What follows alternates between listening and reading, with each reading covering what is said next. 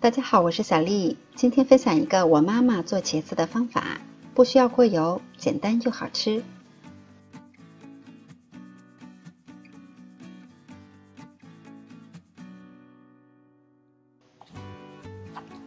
我们先把青椒清洗干净，切成滚刀块。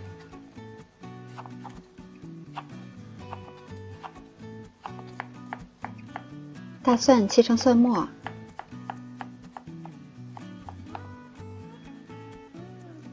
再准备少许的葱花，放到一旁备用。我们把茄子清洗干净，擦掉上面多余的水分。锅中热油，把茄子直接摆入锅中。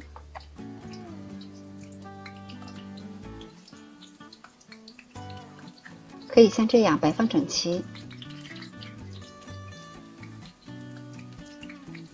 然后加盖儿，一直保持中小火，慢慢的煎。中途要翻一次面，大约煎了2-3分钟，茄子就已经很柔软了。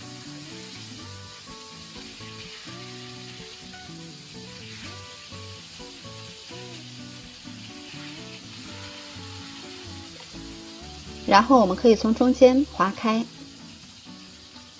这样做出来的茄子会更加的入味儿。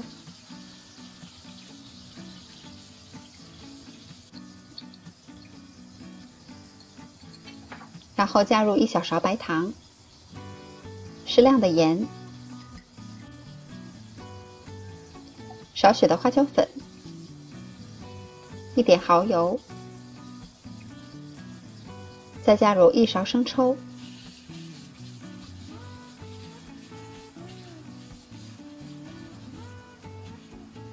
把生抽炸香了以后，再加入没过茄子的清水。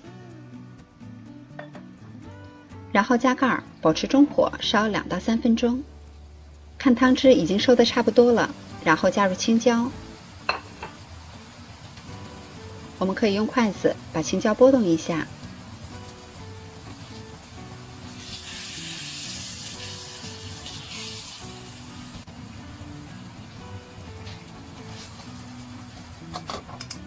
烧至青椒已经变色了，然后上面撒上蒜末。再加入少许的葱花，就可以出锅装盘了。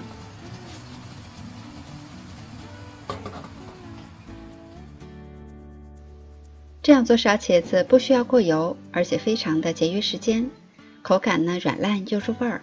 喜欢的朋友也赶紧试一下吧。我是小丽，喜欢我的视频请关注留言，感谢您的收看，明天见。